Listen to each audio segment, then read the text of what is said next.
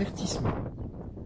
Cette journée ayant été agrémentée d'un vent de fou et ayant eu une météo plutôt moyenne en Méditerranée à cette période de l'année, le son de la plupart des capsules sera vraiment dégueulasse et donc vous aurez ce type de voix off post-enregistrée de mon logement sur les capsules pour les commenter.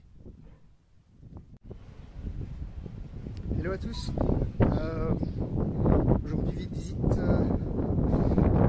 de Victoria, Rabat en Maltais, qui est la ville principale de cette île de Gozo.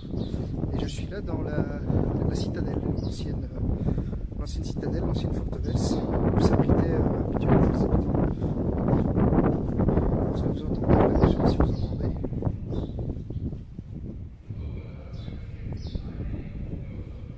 C'est un show auquel j'ai assisté tout à l'heure qui explique un peu l'historique de la citadelle et de l'île de Gozo.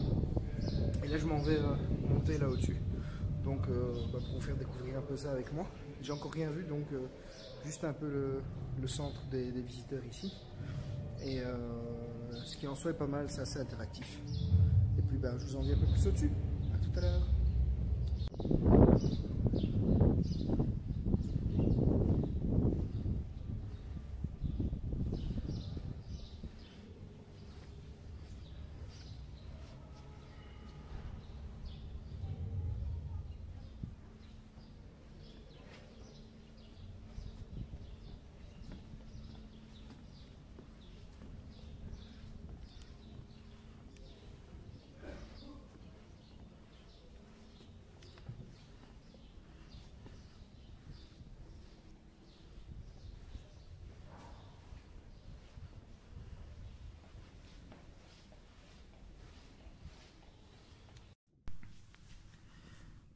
Après une petite ascension, on a enfin passé les portes de la citadelle.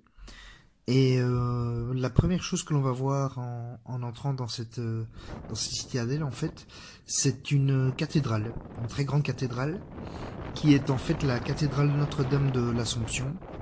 Alors, elle est assez récente, hein, elle a été construite fin 17e, vraiment toute fin 17e, début 18e, en une dizaine d'années, et elle a été construite sur les ruines de l'ancienne église, qui elle avait été ravagée par un grand séisme au XVIIe siècle, début du XVIIe siècle.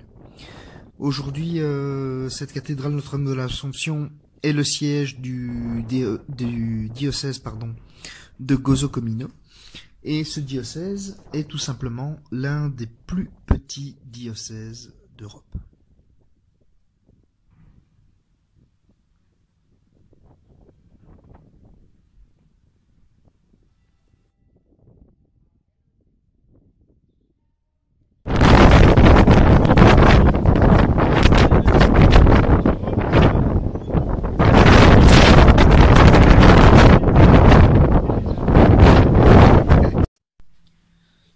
Cette citadelle qui aujourd'hui a surtout un attrait touristique était à l'époque une véritable ville en fait.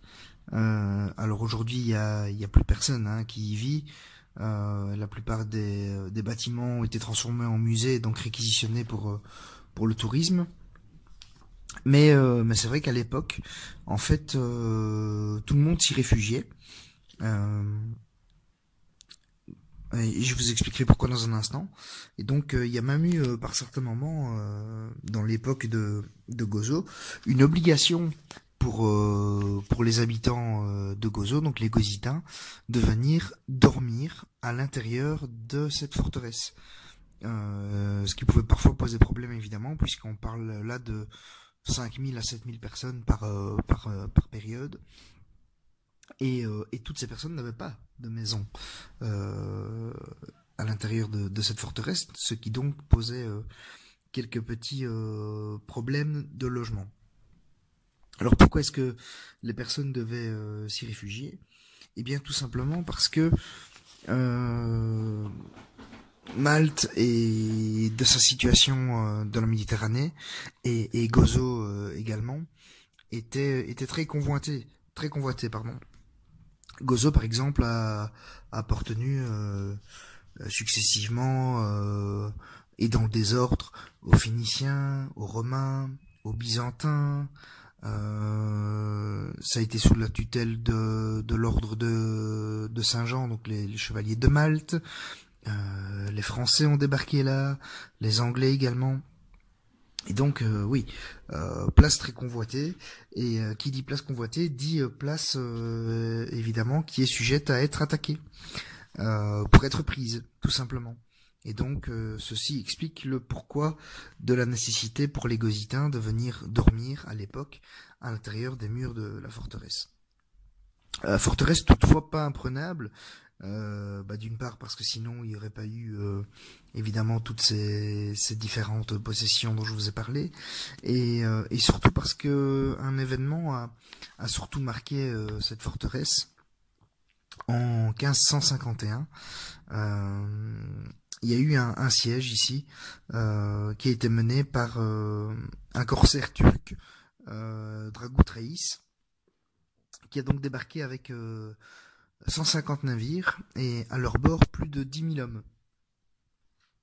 Évidemment, vous vous doutez que les paysans de Gozo ne faisaient pas le poids contre 10 000 hommes armés jusqu'aux dents et étant motivés pour prendre cette île, hein, en l'occurrence. Et donc, il y a eu une négociation. Entre les autorités de l'époque et le pacha qui commanditait la prise par le corsaire turc. Mais les termes de la reddition n'ont pas vraiment été respectés, et en fait la ville a été pillée, et près de 5000 Gositins d'alors ont été faits prisonniers, donc l'entièreté de l'île. Alors, il y a quand même environ 500 personnes qui ont su s'échapper par les murs, mais la plupart ont donc été déportés, et ils ont tous été déportés sur des marchés d'esclaves à Tripoli, dans l'actuelle Libye. Et ce n'est que bien plus tard, après leur libération, qu'ils ont pu revenir se réinstaller à Gozo. Et à Victoria notamment.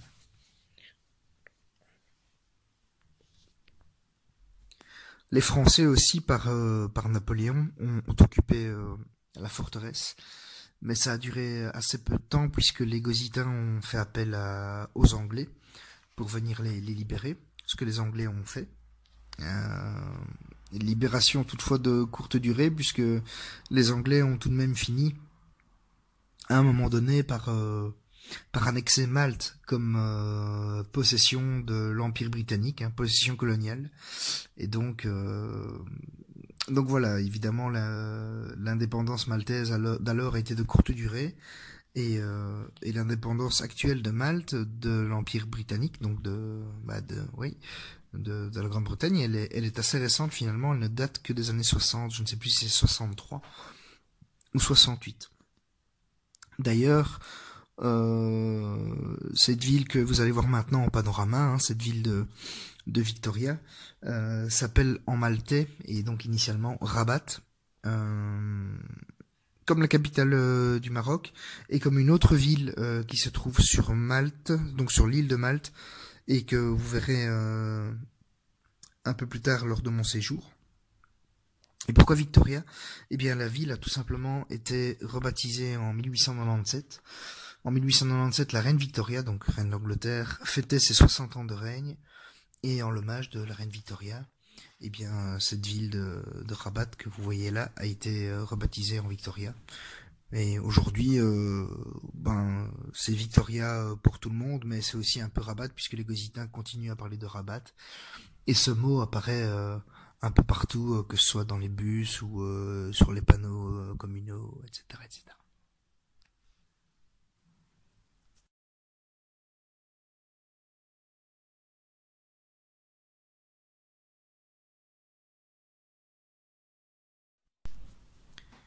En faisant le tour touristique aujourd'hui de la citadelle, on a l'opportunité d'avoir cette jolie promenade panorama Alors c'est un des endroits le plus haut de la citadelle et aussi un des endroits qui était le plus exposé au vent et donc vous voyez que cette vidéo bouge énormément.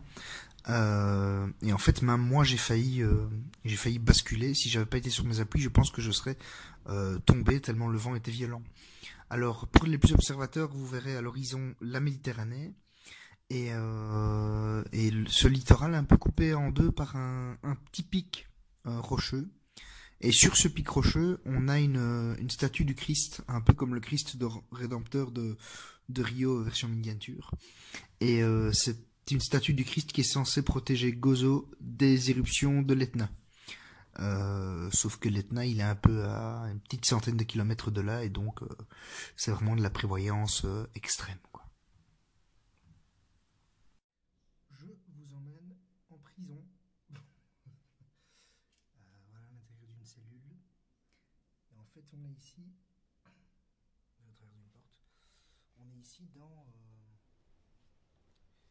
l'ancienne prison de cette forteresse, de cette citadelle de Victoria. Et c'est ici qu'étaient emprisonnés, pendant des années d'ailleurs, hein, c'était ici qu'étaient emprisonnés les prisonniers les plus importants, à savoir habituellement les chevaliers, lorsque c'était l'ordre de Saint-Jean qui était, donc l'ordre de Malte qui était ici aux commandes. Pourquoi les prisonniers les plus importants? Eh bien tout simplement parce que c'est marrant. Parce que vu la taille toute relative de la prison,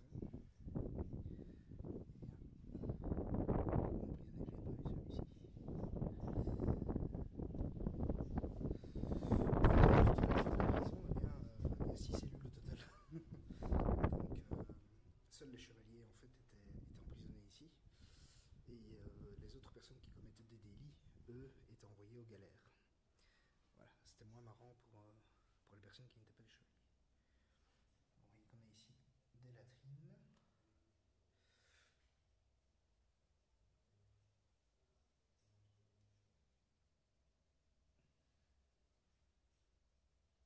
Vous voyez ces marques-là sont des marques qui ont été faites dans la pierre par un prisonnier. Et le clou du spectacle, c'est de pouvoir pénétrer dans une des cellules. Eux l'ont mis au début, je trouve ça un peu con, moi je ris à la fin, c'est le plus intéressant. Voilà, on peut pénétrer dans une cellule. Vous voyez, c'est tout petit, on est sur du... allez, c'est une prison, vous allez me dire 2 mètres sur 2 à peu près. Ici.